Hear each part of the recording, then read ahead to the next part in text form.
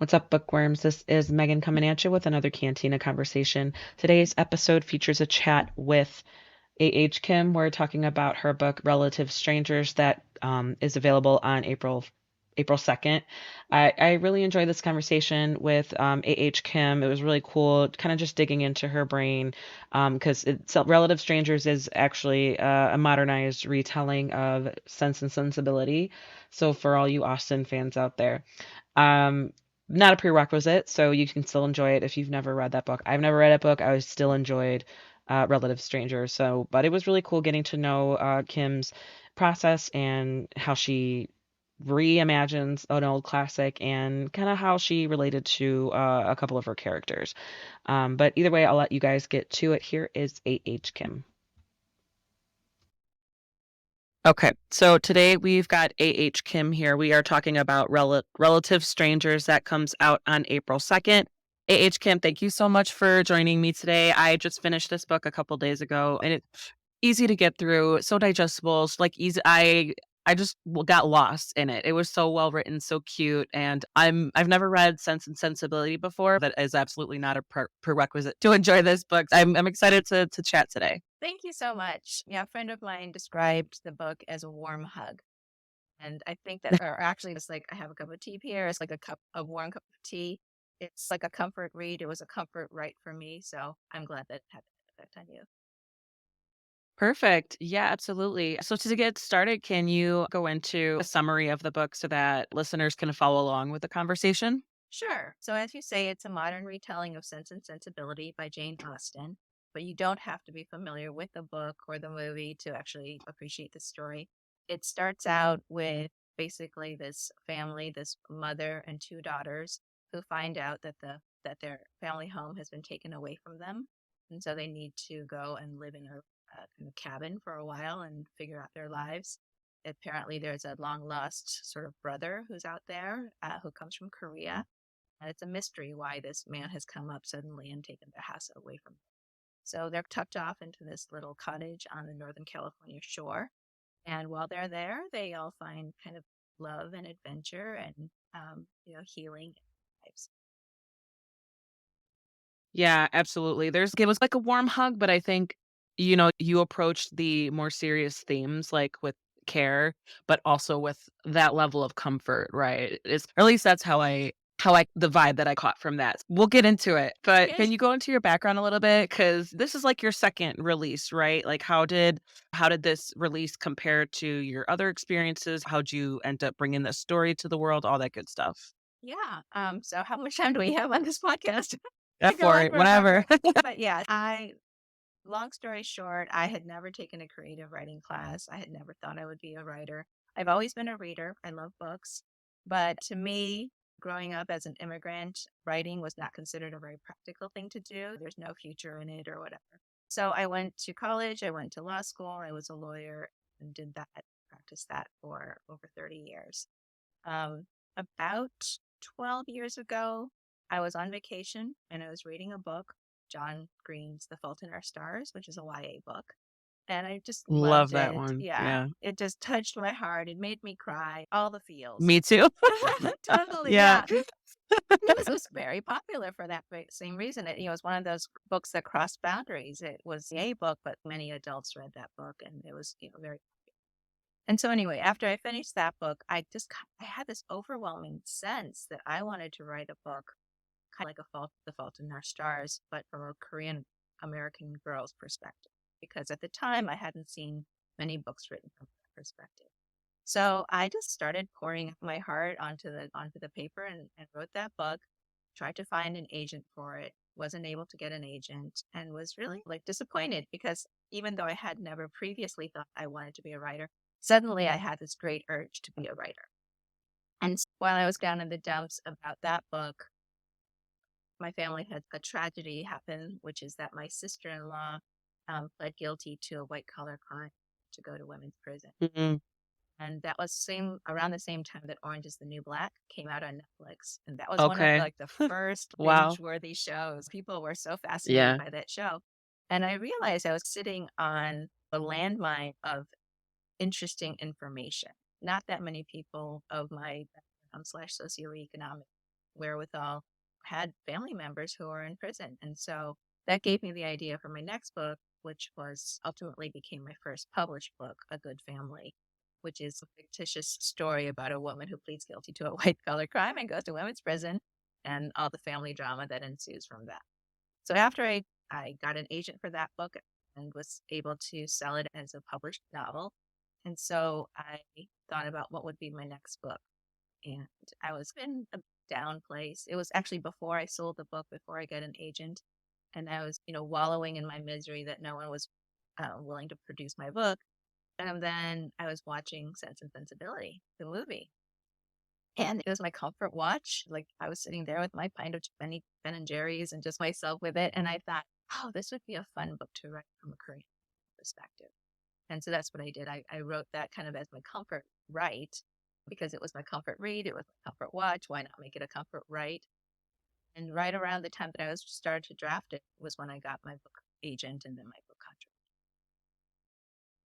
That's awesome. Yeah, one way or the other, you got I think it's like a rite of passage for authors to be rejected a little bit until you just gotta find your people, you gotta find the right timing maybe, who knows? Because I think a lot of from other authors of, like, similar backgrounds or authors of color, the stuff that they wanted to write about and get published, it's maybe they were ready for it, like, them as writers, they were ready for it 20 years ago, but unfortunately, like, the publishing industry just wasn't interested in signing those stories because they didn't see them as marketable, which is a shame, right? Because I feel like there's a million stories to tell out there. There's a million ways to tell them too. And yeah, I think your experience isn't that far off from what a lot of people with similar backgrounds have gone through for sure to get published anyway. Yeah, I think it's true for anybody who wants to get published, quite frankly. It's just, I just got back from a conference, AWP, which is the Association of Writers and Writing Programs.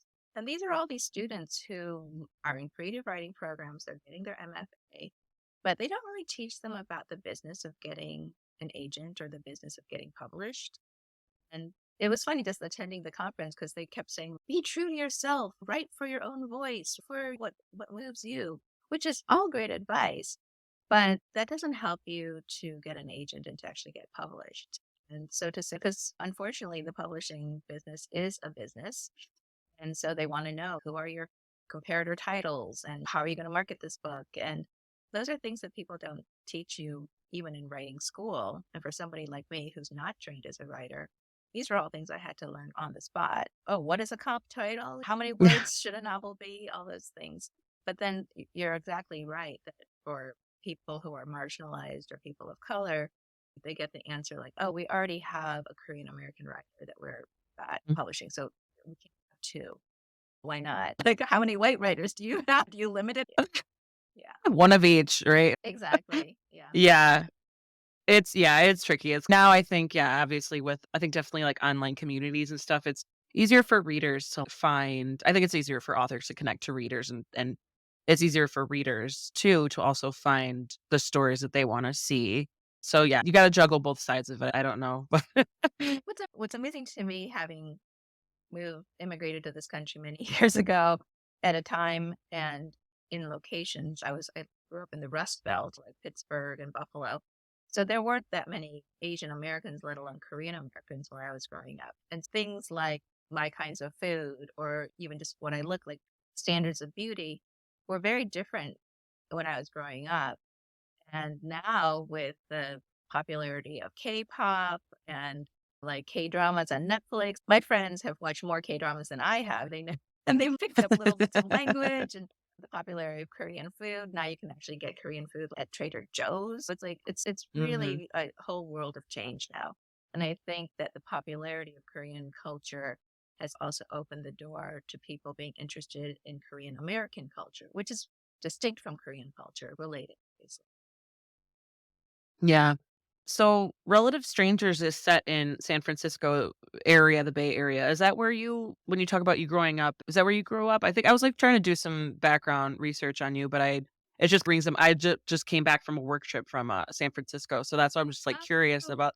yeah. I kind of it was like I was still getting the vibe and like still getting that West Coast like feel. Oh, yeah. No, in some ways, I wish I had grown up in San Francisco because I think San Francisco has been racially diverse for a long time. But no, when I first moved to the United States, I was a toddler. I was 2 years old.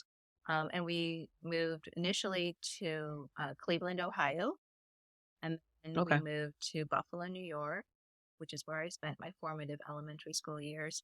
And then from there, we moved to Pittsburgh, Pennsylvania. So that's why I describe my background as the like Rust Belt towns.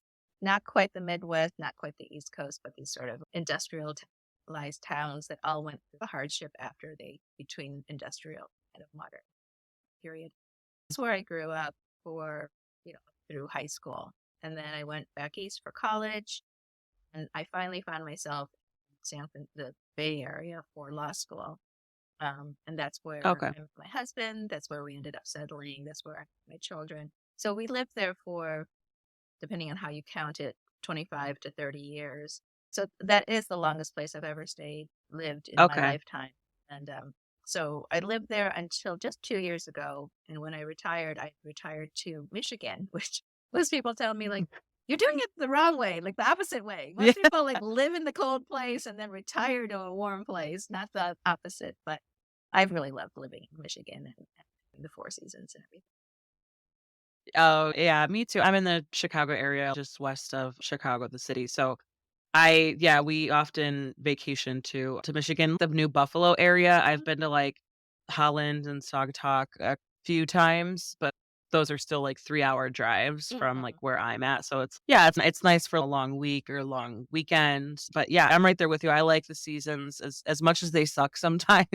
It's just I feel like that we can, like it's just cool seeing the seasons, and I think it's just it toughens us up and makes us more appreciative of the nicer weather. Like, right now, I think it's 70 here, and it was, like, 70 yesterday. It was, like of course, it's gonna drop, like, 30 degrees tomorrow, so we're just like, "The sun's Exactly. out. Okay, what can we do? Do we clean up the yard? What do we do outside?" Okay, I'm, like, just telling my kids they're small, like, 3 and 6, and so I'm like, "Okay, you guys are gonna be crazy, just go outside. Just go outside. Just get out of my house." 'Cause then I Absolutely. could just no, yeah, definitely. It's really funny though. Obviously, it's when the seasons are so crazy, you just have to juggle it. I haven't put away our winter coats yet because I don't trust it. I don't trust it quite yet. No, do not put away your winter coats. It is too soon to put away your winter coats, for sure. I know it's like March 4th. Okay, we'll give it another month. I don't know. Out here, It's I like think 2nd spring, 2nd winter. exactly that there's that false spring where it looked like spring, but Ye it's not really spring. Yeah. No, I Yep. I, I don't put away the winter coats until May, until Mother's Day. Yeah. So did you guys go do you ever do, like, fruit picking or, like, what are you, like, in the centers, mid-state, or are you along the coast, like, the lakes? I live in Ann Arbor, which is where University of Michigan is. So Okay. it's like a quintessential college town. And so the university is, I'm pretty sure, the largest employer in the area. And Okay. I just go to campus all the time to watch movies, and to the library system here is great. They have so many events. So it's for me, it's a great place to retire because I never lack things to do. I like yesterday I went to a live kind of multimedia presentation. I took a calligraphy class. I saw a friend. I had fun. Just like everything that I want is here. So it's really fantastic. And I can ride my bike everywhere. I can walk everywhere.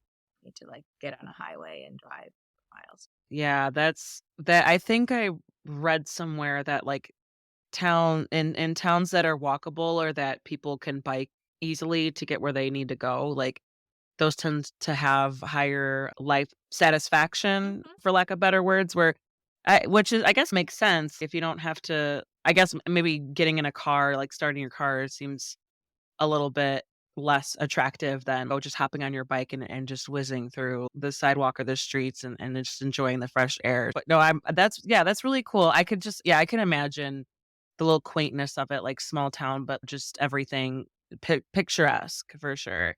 Yeah. What's nice about it Yeah. is you've got the whole small town feel because it is a town of 100,000 people. But at the same time, because it's a major university, it attracts like, all if a major writer is doing a book tour, they're probably going to stop first. We've got David Sedaris, we had Anne Patchett, we have Anne Lamott. Like all these great writers come here to do readings because it's a university town. It's got lots of smart people.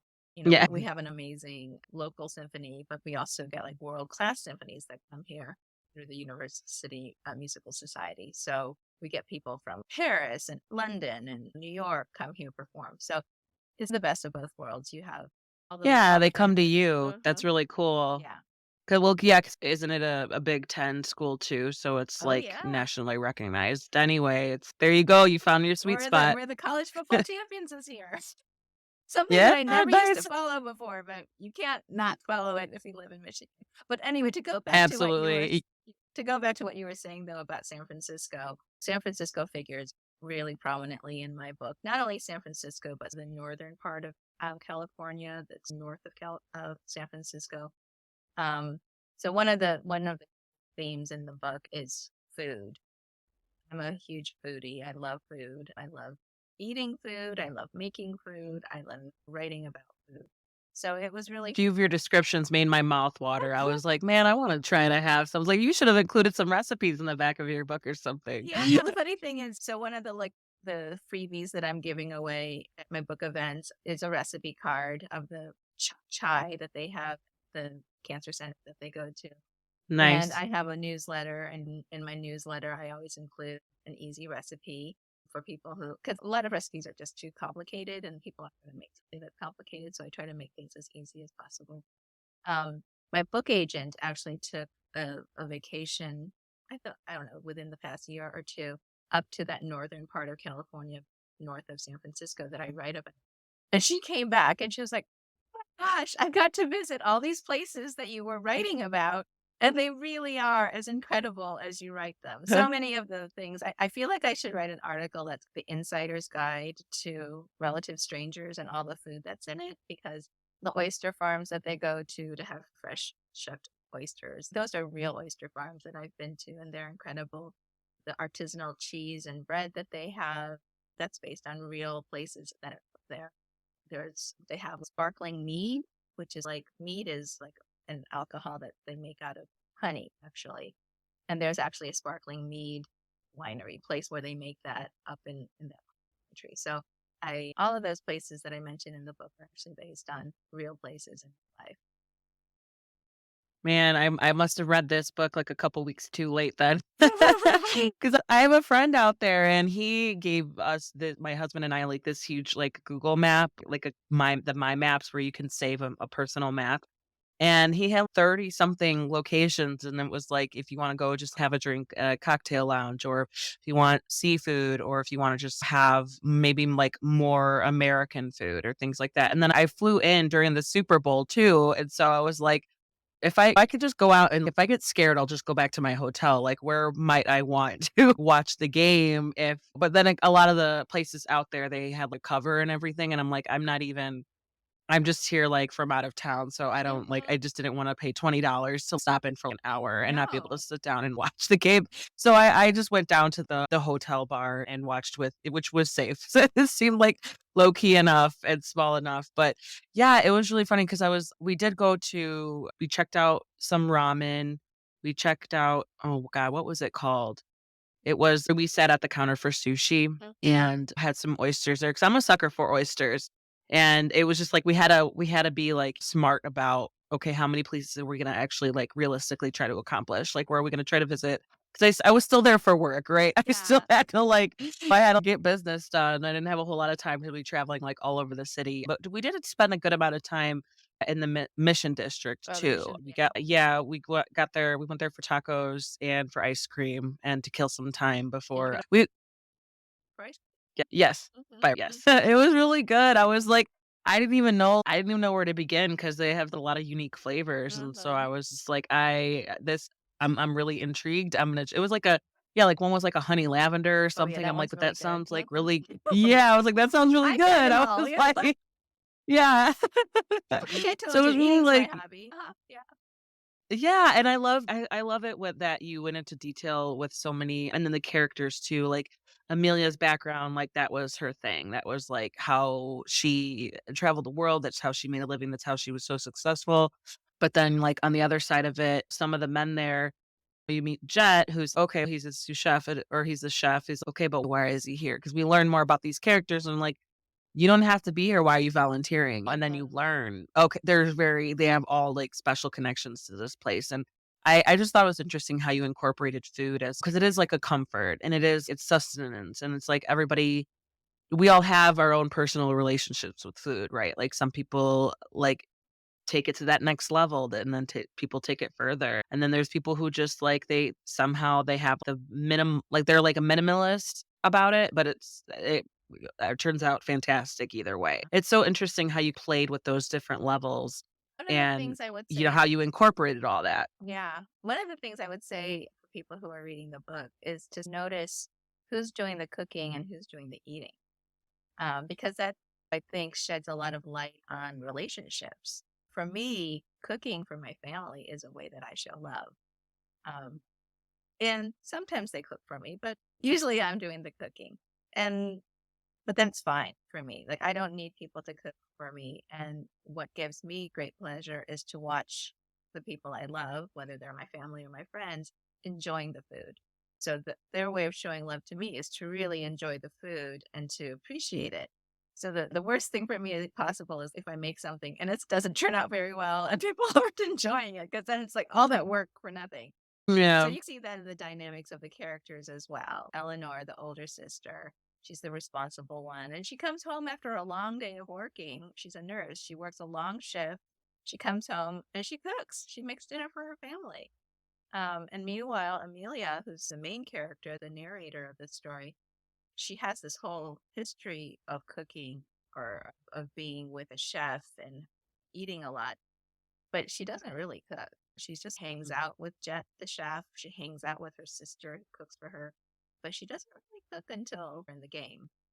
So it's interesting to Yeah. me to see that. I don't know how much of it was like conscious on my part in writing it, but I think it's about getting into the head of the character and to understand how they are in the world. Are they givers or are they Yeah. takers? What do they feel comfortable with? So, yeah. Yeah, because as a reader, you could definitely tell that Amelia, she's just like a hot mess, but she's like that. Yeah, she's a family member who you love her, but you're just like, why can't you get your shit together, kind of thing. Hmm. And then part of a huge theme of this book is like a lot of secrets and who's got a secret, and somehow Amelia knows a lot of them, and then she's still not sure. Like she wants to be respectful, but she's nosy, but she's also like she's good at keeping secrets. Like, she's very good at respecting people's, like, boundaries to an extent, and so, yeah, I definitely appreciated how, as the reader, you see that, like, where you see she's just and even her sister mentioned it too, where it's like you're mooching, and it's yeah, like, when you pointed out now, it's yeah, she's like the morning buns, Yeah. and she just loves them. She has 2 of them before she has to, like she's, "No, okay, I gotta slow down," Exactly. where she has to catch herself whether eating too many muffins or pastries or whatever, and it isn't until, like, somewhere down the line where she starts rolling up her sleeves and she feels comfortable being a bigger part of the community that's yeah, like, rolling up your sleeves and getting in there and really immersing yourself, and slowly she does in the beginning, but then I think, yeah, like, that's when you see the more effort she makes, that's where you see a lot of, like, her character growth tied into, where she's finding herself and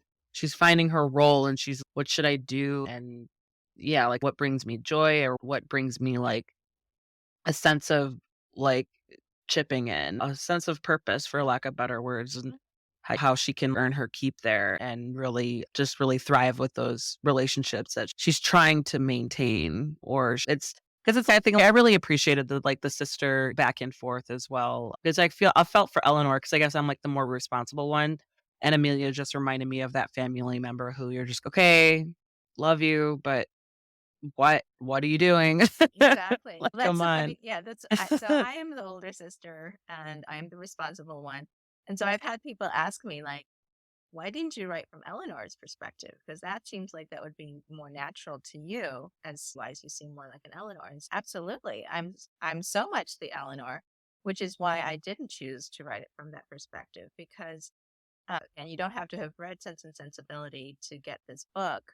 But I felt like Jane Austen, even though her book was written in the third person omniscient perspective, took Eleanor's side. So there's lots of like little snarky comments about the younger sister and things like that that I felt it felt like it was told from Eleanor's perspective, and so I felt like it would be nice to give the younger sister her due, let her tell her side of the story, and I also thought from a creative perspective, it's much more interesting for me to really like work on what makes this younger sister, what's driving because it's so easy to get for me to get into the older sister's head. more interesting for me as a creative person to get into the head of the younger sister who I don't really get that much. And so I had to come up with backstories for her and what makes her insecure, what makes her afraid to take the next step. One of the early bits of feedback that I got from some people was, "She's such a hot mess." And she's in her late 30s. So isn't that kind of late for her to be such a hot mess? Shouldn't she be in her late 20s? I was like, I know lots of women who are in their late Yeah. 30s and still a hot mess.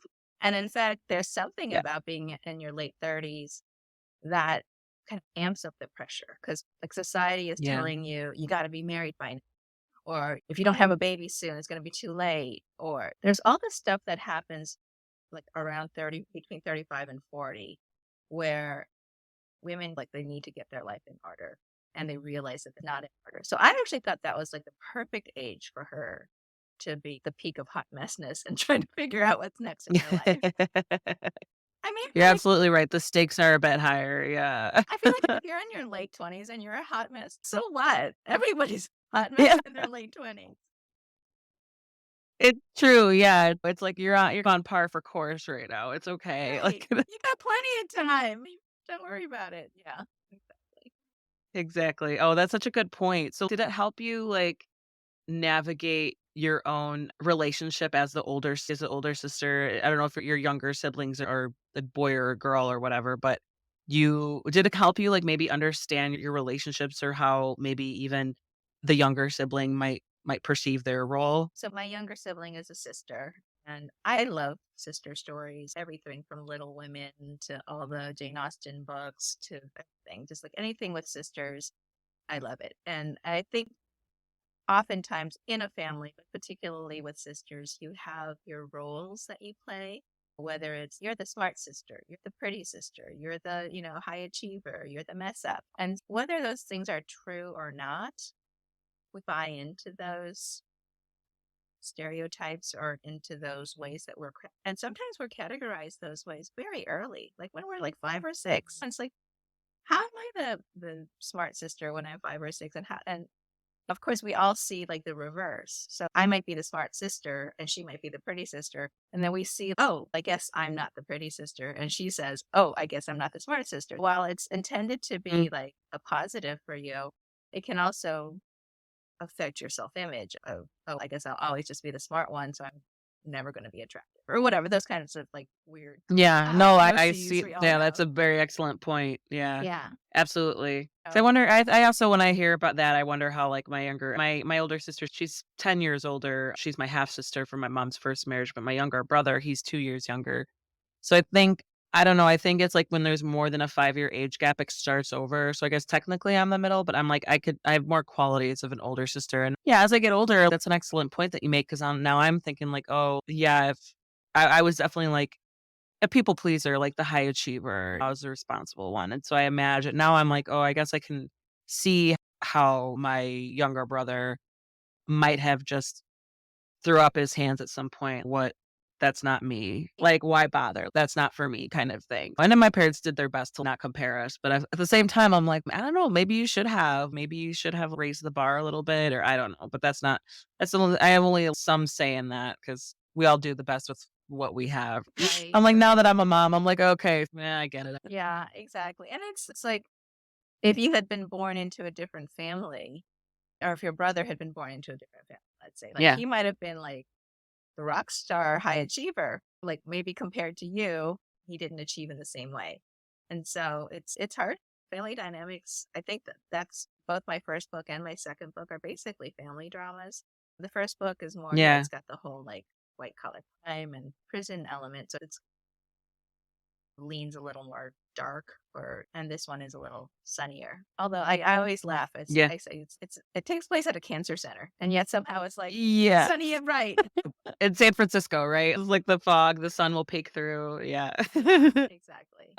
Yeah, how did you navigate, like, all of those so there's, like, a good amount of characters, and the whole point of it was to, like, not you don't know who's gonna end up with who, right? Like, we're Mhm. all these eligible bachelors and the Baywood beauties, and, Yes. like, so it's and they fit in eventually in their own little way. So, how was, like I want to explore how you got into the headspace or how you kept track of everything. And well, obviously we'll try to be spoiler free, but I imagine it was because as a reader, for me at least, it took me a little bit to keep track of everybody. But then once I Mhm. did, I was like, oh, okay. But then I was like, oh, okay. So they all got who's got eyes for who? Okay. So Yeah. it was like one of those things where, yeah, how did you figure that out? And how did you like navigate that? What was your process? Yeah. So the benefit of writing like an homage or a retelling of an existing book is you already have your whole story arc. My book isn't an exact beat for beat retelling of Sense and Sensibility, but it definitely has pretty much the same characters, pretty much the same story arcs. And so what I was able to do is I was able to plot out the different characters in Sense and Sensibility and then think about who are their modern day equivalents. You know, sometimes I give them a similar name, like Eleanor is Eleanor in the book. It's a different spelling, but it's pretty much the same.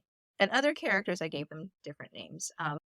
Part of the reason is that I wanted to make the book much more diverse. So in my book, I have Korean characters, half Korean, Korean American characters, Indian characters, African American characters. I tried to mix it up in terms of making characters of different backgrounds. So that was reflected in their names as well. And then some of the storylines I tweaked just because I didn't want people to, again, be able to predict the outcome because if you've read it before, if you've seen the movie, it's, oh, okay, I'll know that she's going to end up with him. In my version, maybe not.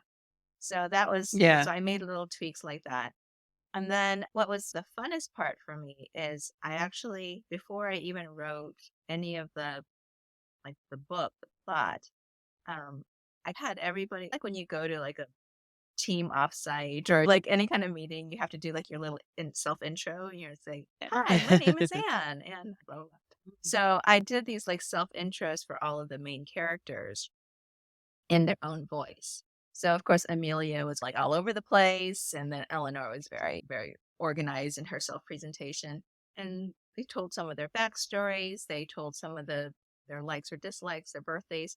And so that I used those as a way to get into the heads of the characters so that then as I was writing the novel, I could like almost channel them in terms of what they said and what they how they acted. So it made it really much easier to write. But the number of characters is pretty high. And I try to the book is cut up into quarters by seasons. It starts with summer, fall, winter, spring. So I try not to introduce everyone in the first chapter or even the first quarter because you have to get used to who these characters are because otherwise if I introduced everybody at once I think it would be even more to try to keep track of. Yeah. Yeah, I could see that. So, like, piggybacking off what you said, so, like, you said that was the fun part for you was taking on these personas and trying to figure that out, like, how their mind works. Would you say what would you 'cause one of my questions I usually ask, what were your most challenging parts to write, and what were the most enjoyable parts to write? If you had to pick one of each with the little scenarios, the little personal blurbs, would that be, like, the most enjoyable? And then anything comes to mind for most challenging? Yeah, definitely getting into the heads of the characters and understanding them, and even the characters who end up being bad, and they're not really bad. They're just sort of we all have our difficulties in life, and we've got to deal with the hand we're dealt. Anyway, so I enjoyed getting to know all the characters really well. I think one of the hardest parts, well, there were two hard parts in terms of the writing process. So the character of Amelia she falls in love with one character and then is interested in a different character, and then another character is interested in her. And it's kind of those romantic moments. I was trying to create romantic moments that felt real in the context of that setting, but weren't. And I've read a lot of rom coms, so I feel like I've read a lot of tropey, meet cute kind of things. Um, or the whole description of, oh, he rubbed his hand against hers and they felt an electricity. I didn't want to do anything too tropey like that. It's because so much has been written about romantic attraction. I think it was hard for me to write those scenes without falling into stereotypes. So I I could probably, see that too, since you're trying to like you're not trying to be too obvious and leading the reader along the path of who's going to end up with who. So I can see how challenging that is too to try to be like, you don't want sparks to fly too much, or you don't wanna take away from possible sparks elsewhere. Like, yeah, I could see that definitely being, like, really tricky You to want to try like to figure hint it at out. this romance so that you wonder, oh, are they the ones who end up at the together at the end? You don't want to go into like full blown like sex territory, like I don't know, mislead the reader. So that was one part I think that was tricky in the writing of the book. But a part that was really tricky and had nothing to do with the writing was that I had pretty much finished the draft of this book and was ready to. Uh, so in the publishing world, if you have a book deal for book one, there's usually like a clause in the contract that says you have to provide your publisher with a draft of your second book so they can look at it. You don't have to sell it to them, but they get like the first peek at your second book, which is fine, which is great. And so I had written this second book, Relative Strangers, and was almost ready to turn it into my publishers when in Publishers Weekly, which is where they like announce the latest book deals, there was an announcement that my publisher had bought a retelling of Sense and Sensibility. So I was just like Oh, no. they're not gonna buy the book now because they just bought a Sense and Sensibility book. There's Yeah. no way they're gonna want to buy my book too, because it's even if I were the publisher, I wouldn't want to have two retellings back to back, right? Right. It's just not what you would do. So I called my agent. I was like, "Oh my god, did you see the announcement? They just bought another Sense and Sensibility book." Um, Oh. so I actually set the book aside and I just wrote a completely different third book. Oh, Because wow. yeah, I wrote a completely different third book, and that took a year. And so, anyways, I was writing this third book. I got ready to submit that, and anyway, some sad things happened. Both my parents passed away Oh, within sorry a to hear year of that. each other, and I got to the point where I was just like, I don't want to. I don't want to sell this third book, which is a little bit darker, like Me Too types of issues, some dark issues. Okay. And I was just like, I said, "Can we just sell the Sense and Sensibility?" And Yeah. if they say forget it, we already bought one, that's fine. But I just in my heart, I want to promote a light, a happy book. And so we presented it to the publisher, and they were like, "Yeah, sure, we'll buy it." Okay. So all my worries, like I wasted. I don't. There I yeah. won't say I wasted a year because I did write a third book, and I probably will go back to that. I had spent a whole year like writing a different book because I thought there's no way they're going to buy my Sense and Sensibility book. Oh, They did. wow. Yeah. Oh, man, that was maybe, like yeah, who knows? Maybe that was good instinct either way on your part. I don't blame you for being like, "Fuck, I gotta write a 3rd book now. Yeah, I gotta write a whole 'nother thing now." exactly. Oh, well, That's oh, man, it now I worked know out. now I know I can write a 3rd book, so there it is. Yeah. Exactly. So, let's see, just a few more questions here. Okay, I'm gonna do this to you, I'm sorry. What advice do you have for Amelia? What advice do you have for Eleanor? Alright, so I don't want there to be any spoilers, so I would say to Amelia, keep your eyes on the prize, and she, I think, knows what her prize is.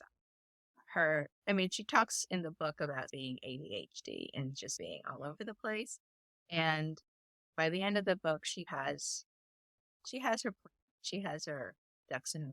So just to stay with the plan and to keep her eyes on the prize. But at the same time, just not to lose her spirit. That's what makes her so lovable and wonderful. That's why you want to read a whole book about her, is that she's got this amazing spirit Yeah. to try to balance both. And for Eleanor, I'd say just cut loose, have fun. She's had a whole life of like being responsible and doing the right thing, and it's time she enjoyed her. It's not she's not that old. She's like in her 40s, but it's time for her Yeah. to enjoy her life. Like her daughter, she's got a daughter. So in the original book, they've got a third sister named Margaret, and in the book, Margaret turns into Eleanor's daughter, and her name is Maggie. Mhm. The one of the storylines in the book is that Maggie is a senior in high school and she's applying to college. You know, it's a hard year for parents to say goodbye to their children, but it's also a great opportunity for parents to like suddenly be empty nesters and to find themselves. Yeah.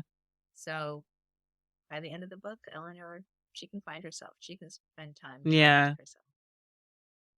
Yeah, I'm right there with you. I think Eleanor deserves to just go wild a little bit. Yeah. Just allow herself for a little chaos, just to not, just not care. Just Yeah. it's okay.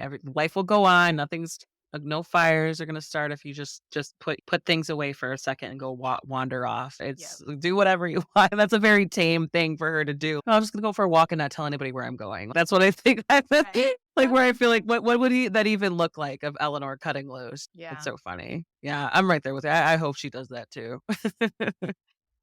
Um, so usually I would ask what's next for you, but you touched on that. Your any plans for that third book or any plans for any other projects that you could talk about? Well, in the very short term, what I'm really excited about is the book is launching on April 2nd, and I have a party here in Ann Arbor that I'm super excited about. I'm going to order cake and stuff like Yay. that. So I'm very excited. And but by way of background, my first book came out in 2020. So I had Mm, nothing. I had no parties. I had no book events. I had no book tours or anything. So in many ways, I feel like I'm debuting with my second book, yeah. which is wonderful. So after my launch party, I headed on to actually my sister's coming from Nebraska to for my launch party, so I'm super excited for that. And then I get on a plane and I have an 11 stop book tour that takes me the Midwest out to California to DC area. And then I have more events throughout the rest of the summer, including a couple of book festivals. So I have a lot of things just promoting Relative Strangers, which I'm very excited. But when the dust settles and I am back at home with nothing to do, I will open up that Word file to that third book that I set aside. Hopefully, we'll get that ready to submit to my publisher for book deal. Awesome. Yeah, that's awesome. No, that yeah, you gotta ride the wave, enjoy your time of letting your baby out into the world, right? And connecting with readers and other authors and just milk it, just absorb that exciting time of after just the release. That's awesome. It's exciting. Yeah. And then like what I tell authors when you're ready for that third book, I'm gonna keep an eye out for you. So Okay, good, good. for Good sure. luck. Okay. AH Kim, Relative Strangers. Again, that comes out on April 2nd. Thank you so much. Oh, real quick, where can we find you online and on social media? So the easiest way to find me is to just go to my website, which is ahkim.net, and it has all the links to my social media, including Instagram and Facebook. And I recently started a newsletter on Substack. So that one has recipes, it has little stories, it has book recommendations. So that's another way to stay in touch. Perfect, perfect. Yeah, I'll make sure to include all those good links in the show notes and stuff for listeners to check out. But yeah, thank you so much. This was such a fun conversation. I recommend Relative Strangers. Yeah, for the cozy read, the light read, and Jane Austen fans, maybe they hopefully don't judge you too hard about the Oh, comparison, about oh, the yep. retelling. Yeah, Yeah. that's a But good yeah, idea. obviously very digestible, easy to get to. Yeah. Thank you so much. I really enjoyed the conversation. And there you go. That was A.H. Kim talking about Relative Strangers. That book is available on April 2nd. Go ahead and check out the show notes to find links where you can purchase the book and find the authors and the titles online on social media. While you're searching social media, please go ahead and make sure that you can find Cantina Book Club and give me a follow as well. Subscribe to the YouTube channel. As you know, I'm playing around with video content, hoping to reach more listeners and followers that way. Bookworms, all that good stuff.